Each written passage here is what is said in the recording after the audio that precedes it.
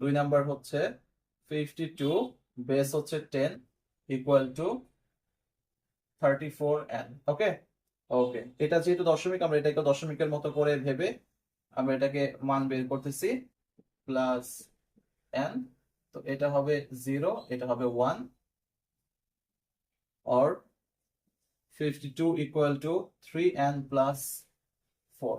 ওকে, or আমি এই পাশটাকে এই পাশে নিয়ে আসি, ধরো 3n equal to 52, আর এই মাইনাস এই পাশে গিয়ে -4 হয়ে যাবে, or 3n equal to এটাকে মাইনাস করলে হয় 48, or n equal to 348, or n equal to এটা যদি এটা দিয়ে কাটি 1, আর হচ্ছে 3 5 3 6